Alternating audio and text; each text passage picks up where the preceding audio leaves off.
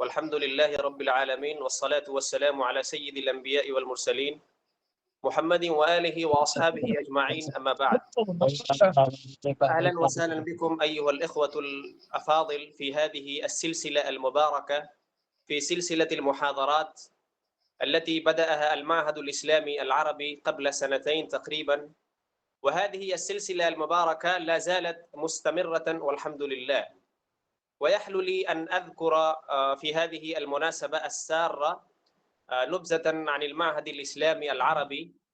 فكما تعرفون أيها الإخوة، وأذكر هذا الشيء للإخوة الذين لا يعرفون عن المعهد الإسلامي العربي، فالمعهد الإسلامي العربي هو معهد يقوم بخدمة اللغة العربية ونشرها على مستوى الهند، ويقوم بعقد الدورات التدريبية الحضورية في مختلف ولايات الهند، ويعمل هذا تقريبا منذ أكثر من 13 عاما.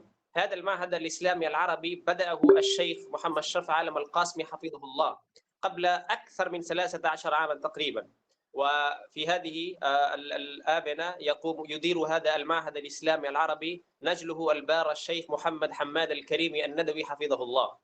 وكما يعقد هذا المعهد الإسلامي العربي دورات حضورية لتعليم اللغة العربية لغير الناطقين بها، كذلك يعقد المعهد الإسلامي العربي ورش التدريب عن بعد كذلك.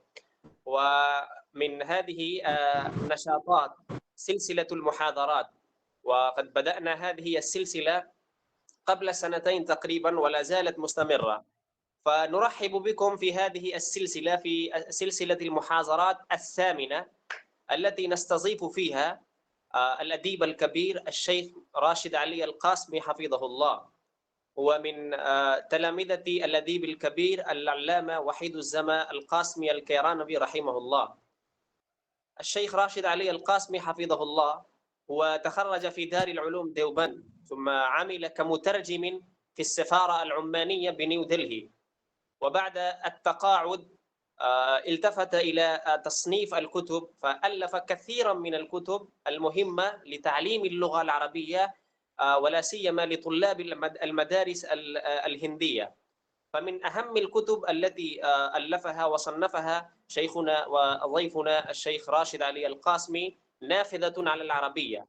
وهذا الكتاب كتاب ذكر فيه قواعد النحو والصرف بشكل تطبيقي، ولا سيما حينما ذكر الشيخ راشد علي القاسمي الأمثلة في ضوء القواعد، في ضوء قواعد النحو والصرف، فتلك الأمثلة هي أمثلة تطبيقية غير تقليدية ما شاء الله. فهذا الكتاب كتاب فريد من نوعه، لا يزال يستفيد منه الكثير والكثير من الإخوة الذين يرغبون في تعليم اللغة العربية.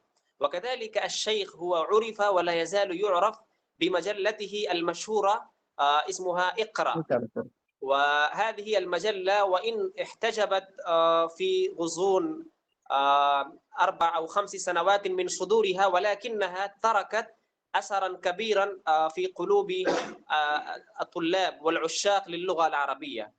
فالطلاب لا يزالون يستفيدون من النسخ القديمة لهذه المجلة. فمن غير أدنى تأخير أنا أوجه ندائي المتواضع إلى ضيفنا، إلى سعادة الشيخ محمد راشد علي القاسمي حفظه الله، وألتمس منه أن يتفضل ويلقي كلمته، وستكون محاضرته إن شاء الله باللغة الأردية. وأخيرا ألتمس منه أن يتفضل ويلقي كلمته. نعم، الكلمة لك. السلام عليكم. السلام عليكم ورحمة الله وبركاته. وعليكم السلام ورحمة الله وبركاته. وعليكم السلام ورحمة الله. وعليكم السلام ورحمة الله وبركاته. نحمده ونصلي على رسوله الكريم. مولانا نے میرے تعلق سے جو باتیں ذکر کی ہیں اس میں جو ہے اچھا خاصا ایک مجھے لگتا ہے کچھ مبالغہ ہے، کچھ جو ہے وہ مدارس کا ایک جو اپنی ثقافت ہے اس کے حساب سے.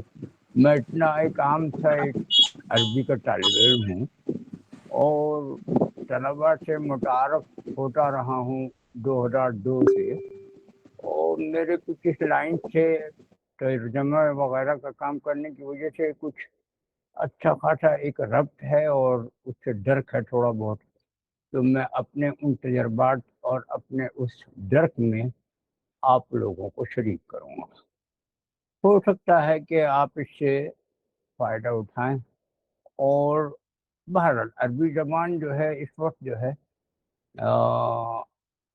مشرق مغربی ایشیا اور خطے کی اچھی خاصی مقبول عام زبانوں میں سے ایک ہے، اور اس کی وجہ ایک تو یہ کہ ہمارا پورا دینی مواد جو ہے اس زبان میں ہے، قرآن حدیث جتنی بھی چیزیں ہیں، اور دوسری بات یہ ہے کہ ایک فی زمانہ جو ہے ہاں مشرقی وسطیٰ کے میں جو بولے جانے والی زبان ہے، اس کا تمدنی، ثقافتی، صنعتی، تجارتی ترقیوں سے اس کا بڑا زبردست تعلق ہوتا جا رہا ہے، اور اس کے حساب سے اس کا پھیلا ہو رہا ہے۔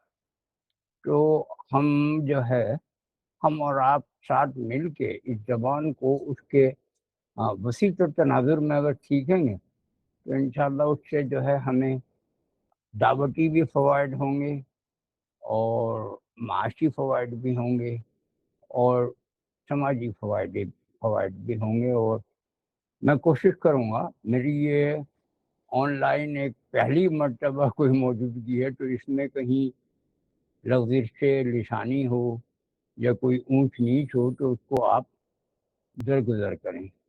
اس سلسلے میں سب سے پہلے میں یہ عرض کر دوں کہ میرے تعارف میں ایک جگہ مولانا نے ڈاکٹر واکٹر لکھ دیا، میں ڈاکٹر واکٹر نہیں ہوں، میں صرف دارالعلوم دیوبند کا فاضل ہوں، اور علی گڑھ سے میں نے B A part 1 English only میں کیا تھا، ادیب ماہر ادیب کامل اس زمانے میں کچھ اردو کے امتحانات ہوئے تھے، یہ میرا تعلیمی وہ ہے۔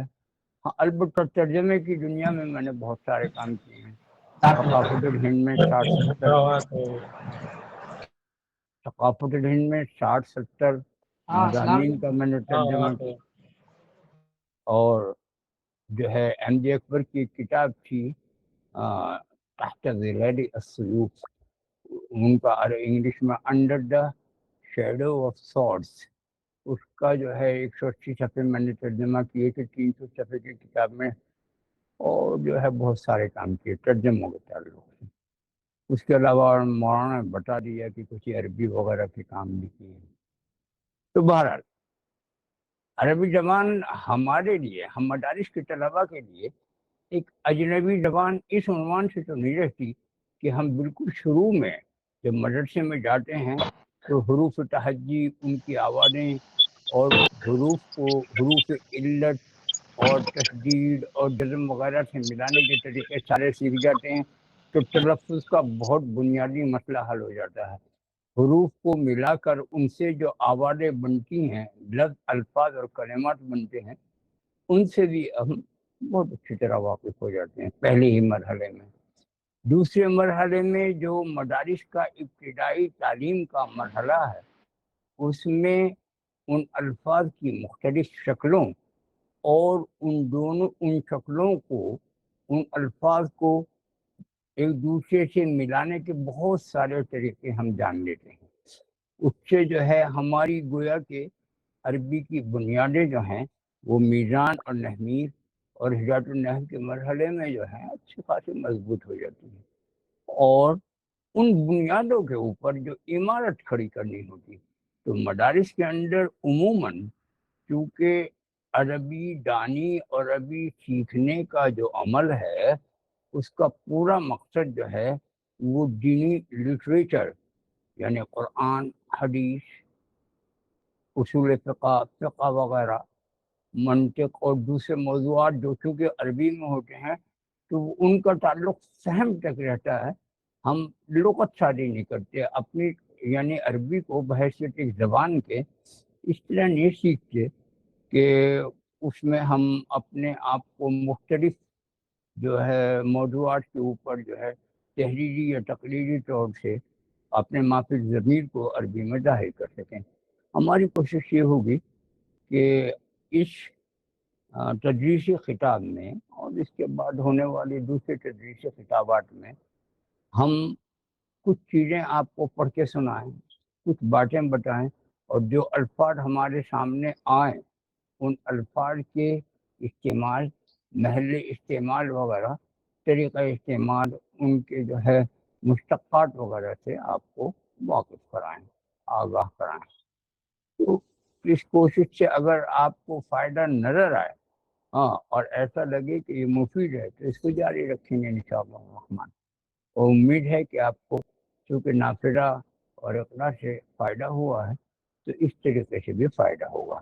تو سب سے پہلے میں آج اس سلسلے میں پہلی کوشش یہ کروں گا کہ آپ کو ہم جب کسی لفظ کو پڑھیں تو لفظ کو پڑھنے کے بعد اس کے بنیادی معنی جاننے کے ساتھ اس کے طریقہ استعمال کو بھی جانیں یا استعمال کے طریقوں کو بھی جانیں۔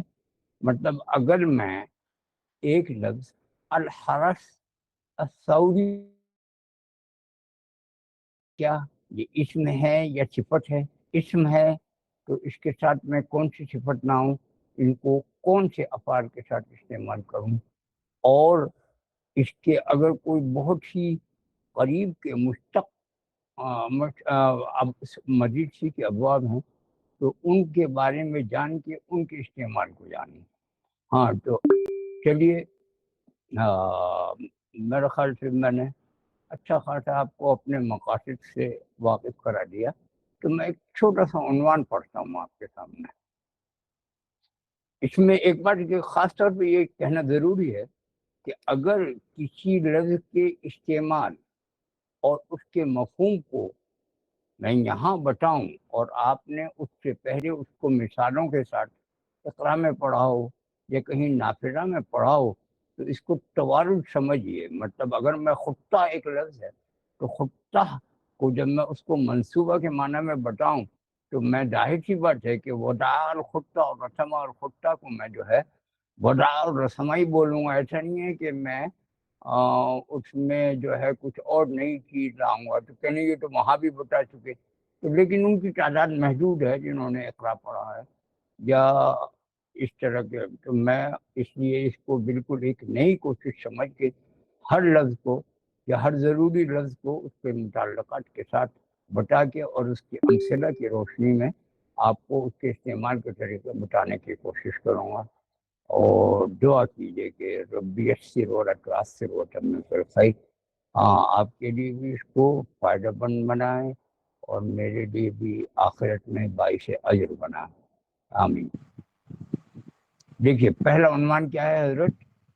الحرس الثوری یکشف خطۃ امریکیۃ لعراق جدید۔ عنوان ہے الحرس الثوری یکشف خطۃ امریکیۃ لعراق جدید۔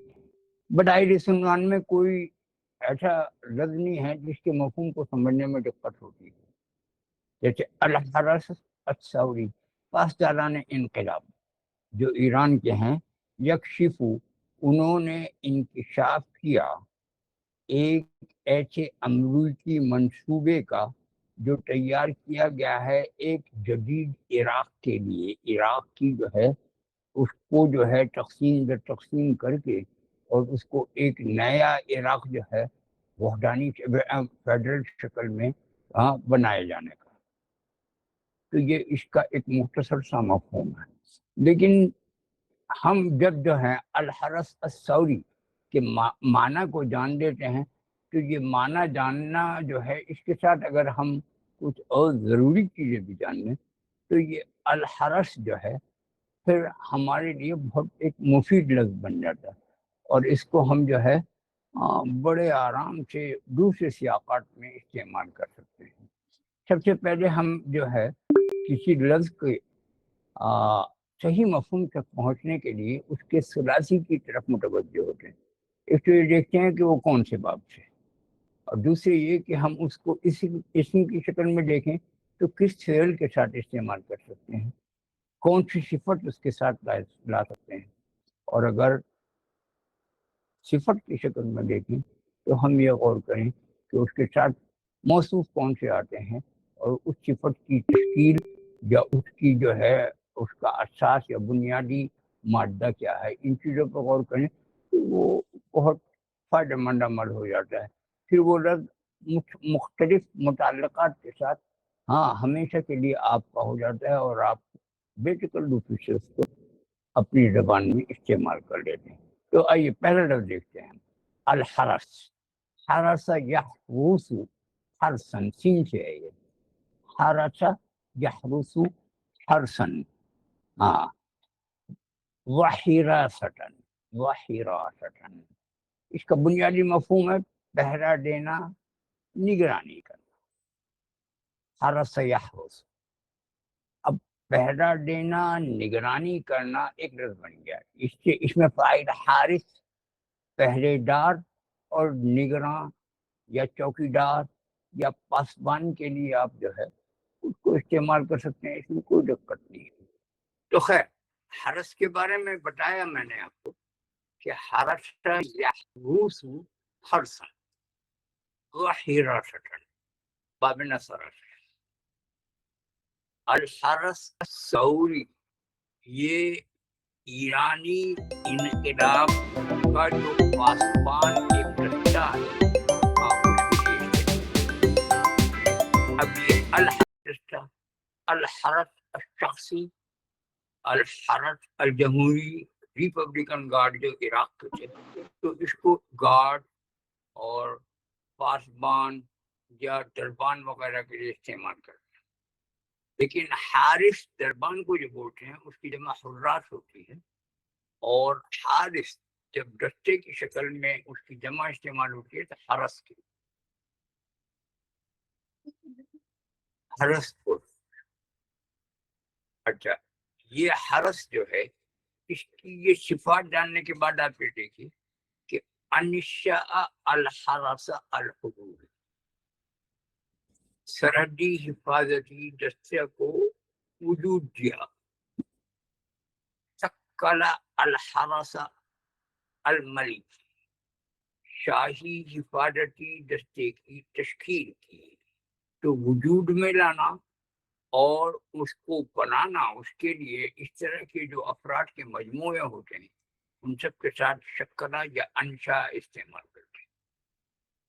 اور اس حرس کا عمل کیا ہوتا ہے، انہو یحمی، الحرس الحدودی یحمی الحدود، الحرس الساحلی یحمی سواحل البلاد، الحرس الملکی یحمی الملکہ۔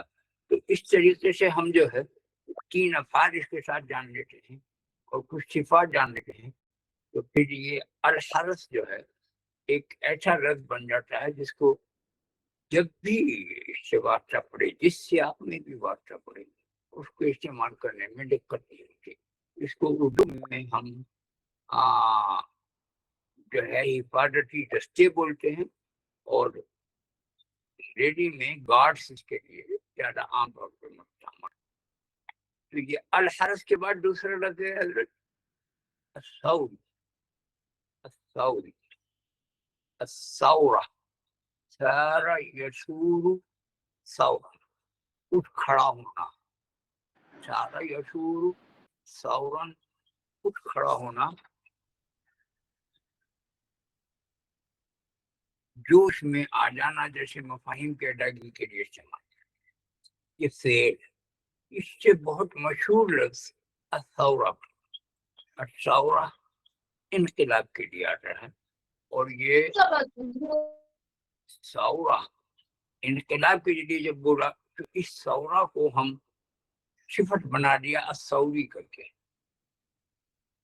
یہ عموماً یہ طریقہ ہوتا ہے صفت بنانے کا کہ جن الفاظ یا جن اسماء کے آخر میں گولٹا ہوتی ہے، جیسے صناعہ، سیاسہ، وزارہ، ثورہ، ہاں، تو اس گولٹا کو ہم یا سے بدل کے اور اس کو ثوری، وزاری، زراعی، صناعی، سیاسی بنا دیتے ہیں، اور اس کی تانیث کی شکل جو ہے وہ ثوریہ، زراعیہ، صناعیہ وغیرہ ہو جاتی ہے.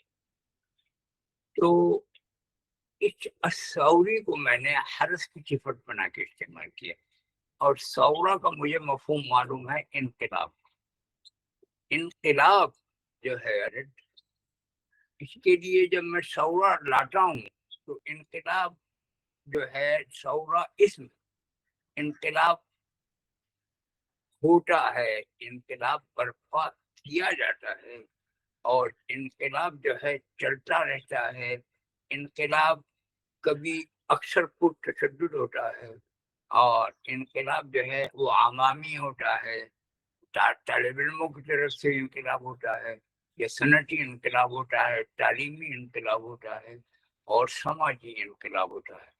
اب اس انقلاب کے لیے سب سے پہلے ہم جانتے ہیں کہ قامت الثورہ فعل قام استعمال ہوا, انقلاب برپا ہوا. قامت الثورہ انقلاب برپا ہوا. اقیمت الثورہ انقلاب برپا کیا گیا. اقیمت الثورہ انقلاب برپا کیا گیا. انطلقت الثورہ یہ بہت اہم لفظ ہے. انقلاب شروع ہوا, انقلاب وجود میں آیا. انطلقت الثورہ انقلاب برپا ہوا. قامت الثورہ اقیمت الثورہ. اب الثورہ جس طرح کا انقلاب برپا ہوا اس کے ساتھ اقیمت الثورۃ التعلیمیۃ فی المدارس الاسلامیہ. اقیمت قامت الثورۃ الزراعیۃ فی زمن حکم رئیسۃ الوزراء اندرا گاندھی. الثورۃ الصناعیۃ فی اوروپا فی الدول الاوروپیہ فی الغرب وقعت منذ حوالي 200 سنة. الثورة الصناعية في الدول الأوروبية وقعت. الثورة الصناعية, الثورة التعليمية, الثورة الزراعية, الثورة الاجتماعية سماجی انقلاب, یہ چیزیں ہوں گی. اور اس کے ساتھ آپ نے پھر دو تین جان لیے بنیادی. قامت الثورہ اقیمت الثورہ انطلقت الثورہ استمرت الثورۃ علی مدى نصف قرن. آدھی صدی تک انقلاب چلتا رہا. تو اس طریقے سے ہم ثورہ کو اور اس کو صفت بنا کے الحرس الثوری, ہاں اس کو آپ نے یہاں پہ دیکھا. اور بھی جگہ ہم اس کو الخطوات الثوریۃ انقلابی اقدامات وغیرہ میں اس کو صفت بھی بنا سکتے ہیں. تو جو یہ الفاظ میں نے آپ کو بتایا. اس کے بعد تیسرا ایک لفظ ہے جو بہت اہم ہے صوفی میں, وہ ہے کشف یکشف. باپ ذرا بات یدری کشفن کھولنا. یہ کھولنا جو ہے ہمارے یہاں وہ سارے الفاظ جو ہیں کشفہ کھولا, فتح کھولا, اور اس کو فتح کو جو ہے وہ کھولا بہت جگہ استعمال ہوتا ہے. ہاں لیکن کشفہ کے بنیادی مفہوم کو ہم جو ہے کشف الحجاب, کشف الستارہ سے اگر جانیں تو مطلب جو ہے ایک چیز جو خفی تھی پوشیدہ تھی, ہاں اس کو جو ہے آپ نے سامنے کر دیا, اس کے اوپر پردہ ہٹا دیا. یہ اس معنی میں استعمال ہوتا ہے. پھر اس سے ہٹ کے جو ہے اس کو ہم وسیع معنی میں استعمال کرنا شروع کرتے ہیں. کشفہ السر, راز کھول دیا, راز کا افشا کر دیا.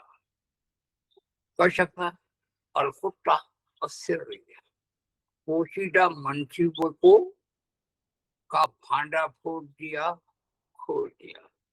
کشف ان رئیس الوزراء, سوف يحضر الاجتماع السنوی، سالانہ اجتماع میں شامل ہوگا. یہ بات کا انکشاف کر دیا گیا، یہ کھول دیا. تو افادہ یا ابلغا کے سیاق میں کے قریبی مفہوم میں خبروں میں کشفہ کو جو ہے اس مفہوم میں استعمال کرتے ہیں کہ جو ابھی چیز جو ہے سامنے نہیں آئی اس کو سامنے لے آئے. کشفہ الستارہ عن وجہ الحقائق، حقیقتوں کے چہروں سے پردہ ہٹا دیا. کشفہ الحجاب عن وجہ طالبۃ فی ولایۃ بہار، تو اب اس میں چہرے سے نقاب ہٹا دیا. تو اس طریقے سے ہم کشفہ کا جو ہے ان افعال ان اسما کے ساتھ استعمال کرتے ہیں. کشفہ کے ساتھ اکتشفہ بھی آتا ہے اسی بات سے، یہ بہت اہم لفظ ہے.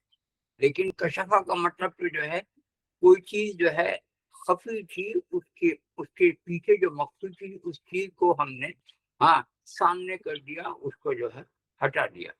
اور اکتشاف جو ہے اس لفظ کو جسے ہم اردو میں کھوج کرنا یا ڈسکوری کا مفہوم ہوتا ہے. اگر فاضل ڈیٹکار کی جو ہے پنڈت نہرو کی کتاب ڈسکوری آف انڈیا کا ترجمہ انہوں نے اکتشاف الہند کیا، تو وہ چیز جو نامعلوم ہے اس نامعلوم چیز کو معلوم کے درجے میں لے آنے کے لیے ہم اکتشاف بولتے ہیں.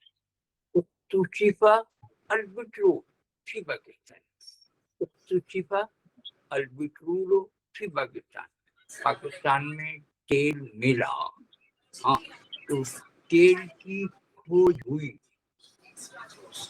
اور اکتشفت المعادن فی افغانستان، افغانستان میں بہت ساری معادن ملی وغیرہ وغیرہ. اس طرح سے ہم الاکتشافات الحدیثہ، نئی دریافتیں، نئی کھوج، اس کے لیے الاکتشافات الحدیثہ استعمال کرتے ہیں. تو اس طریقے سے ہم کشفہ کا جو ہے یہ بہت اہم استعمال ہے. اور ان دو مفاہیم کو ہم جان لیتے ہیں تو یہ بہت کام کا لفظ بن جاتا ہے ہمارے لیے. ایک اور لفظ بھی اسی کے ساتھ ساتھ آج کل جو ہے یہ کشوفات استعمال کرتے ہیں. کشوفات کشف کی جمع کے طور پہ، وہ کشوفات الحساب جو روزنامچہ ہوتا ہے حسابات کا، اس کو کشوفات بولتے ہیں. بیلنس شیٹ وغیرہ ان کو کشوفات بولتے ہیں. تو آپ اس کو جو ہے اس کو تینوں الفاظ کو اگر ذہن میں رکھیں گے تو اس سے آپ کو کافی فائدہ ہو جائے گا. اب اس کے بعد جو ہے خطۃ امریکیۃ لعراق جدید یکشف. ایک بات یاد دیکھیے کہ یہ سرخی میں عموماً ہم جو ہے یہ انگریزی کے طرز پہ جو ہے ماضی کے وقوع کو مضارع میں ذکر کرتے ہیں. الحرس الثوری یکشف کا مطلب ہے الحرس الثوری کشف، جو وقوع ہو چکا ہے لیکن اس کو جو ہے وہ چونکہ انگریزی میں اس لیے کہ وہ گویا کہ وہ چیز آپ کے لیے معلوم نہیں ہے تو وہ اس کو جو ہے پریزنٹ ٹینس میں یا حال میں بیان کرتے ہیں، گویا کہ اب وہ آپ کے سامنے ابھی ہو رہی ہے. تو اسی سے لے کے عربی میں بھی یہ جو ہے ماضی کے وقوع کو حال کے اندر بیان کرنے لگے ہیں. تو یکشف، یقول، رئیس الوزراء یقول کا مطلب ہوتا ہے رئیس الوزراء نے کہا، وزیر اعظم نے کہا. اسی طرح سے سرخیوں میں جب آپ دیکھیں تو اکثر و بیشتر جو ہے ماضی کے وقوع کو اگر فعل میں ذکر کرتے ہیں تو وہ مضارع یا حال کی شکل میں. اس کے بعد ایک لفظ آیا خطہ. اس خطے کو میں نے جو ہے تحسن میں بھی اس کے استعمالات پر وغیرہ کا ذکر کیا، اور اس میں اگر اس سے کچھ مثالیں مل جائیں یا تو جو توارد ہے یہ بلکہ میری ایک ضرورت ہے. ظاہر سی بات ہے منصوبہ بنایا تو منصوبہ بنایا کے لیے میں نے اخراج تحسن میں بڑا خطن بولا تو یہاں بھی میں وداع ہی بولوں گا، رسمہ ہی بولوں گا، اس کے علاوہ تو چیزیں تو ایجاد نہیں کروں گا. تو اس لیے بعض لوگ یہ کہتے ہیں یہ تو پہلے بھی لکھ چکے ہیں. اگر کچھ لوگ اس سے واقف ہیں تو وہ اس کے اوپر اکتفا کریں، اگر واقف نہیں ہے تو یہ جان لیں تو چونکہ یہ اسباق کا سلسلہ بالکل نیا ہے تو میں ان کو ہر چیز کو یا ہر لفظ کو یہی مان کے چلوں گا کہ میرے سننے والوں کے لیے وہ نامعلوم گزرتے ہیں. تو اس لیے میں خطہ، یہ خطہ بہت عام طور سے استعمال ہونے والا لفظ ہے جس کو ہم خطہ منصوبے کے لیے بولتے ہیں.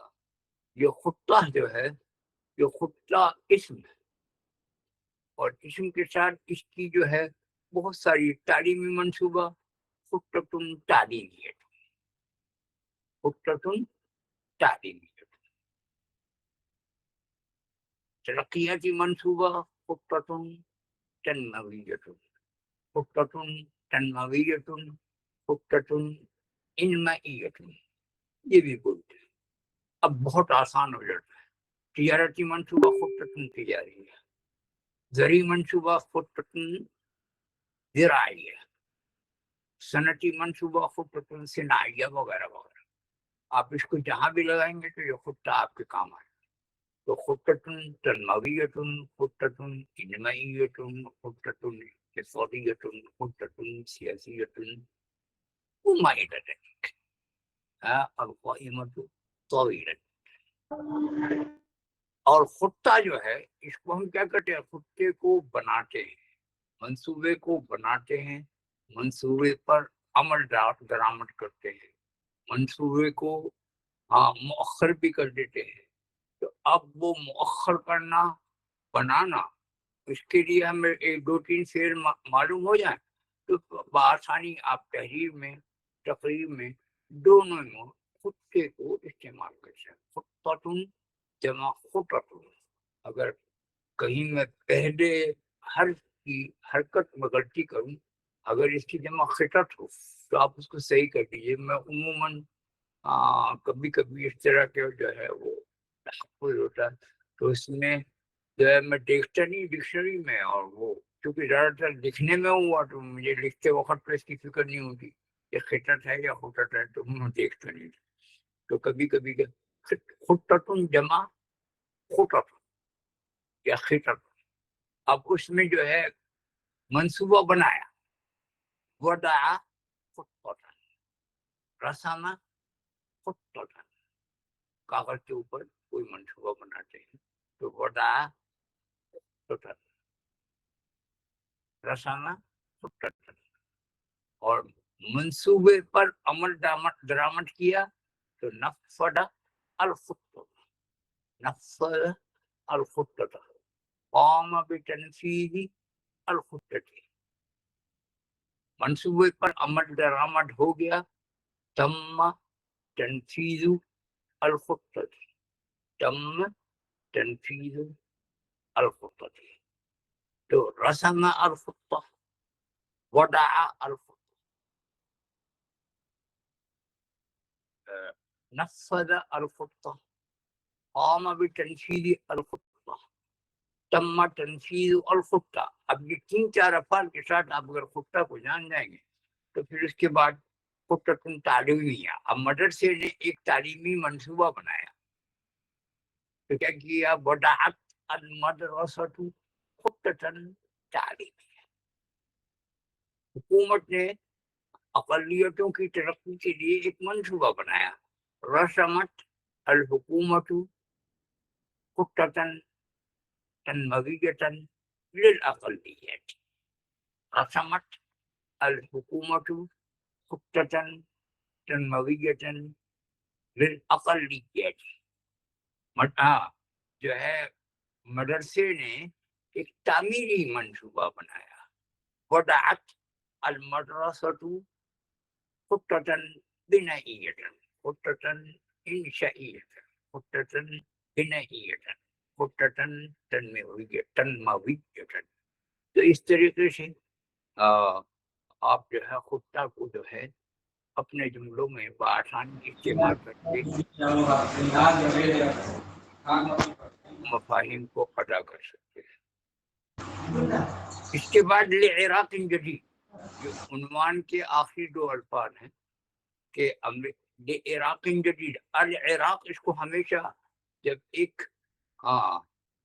وہ اس کو جو ہے ہم الف لام کے ساتھ معرفے کی شکل میں لکھتے ہیں جب یہ ملک مراد ہوتا ہے، لیکن وجہ جب اس کو ہم نکرہ کے حکم میں کر دیتے ہیں تو الف لام کو ہٹا کے عراق جدید، ایک نیا عراق، تو اس کو جو ہے جیسے ہند جدیدت، ایک نیا ہندوستان، تو اس طریقے سے ہم اس کو جو ہے پورا جو ہے اب عنوان کا مفہوم ہو جاتا ہے الحرس التوری یکشف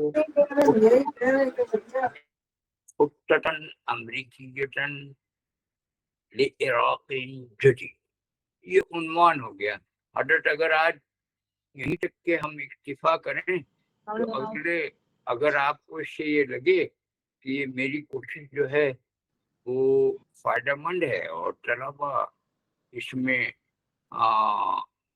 دلچسپی لے رہے ہیں، تو اگلے انشاءاللہ خطاب میں میں زیادہ طویل وقت کے دے کے اور آپ مجھے اس سے مطلع کر دیں کہ جزاکم اللہ خیرا، جزاکم اللہ خیر، بہت شکریہ حضرت۔ انشاءاللہ آئندہ مزید آپ کے اس طرح کے تدریسی خطابات ہم رکھیں گے انشاءاللہ، اور ارجو من الاخوہ انهم ان شاء الله سيستفيدون من الشيخ في الاسابيع القادمه ايضا.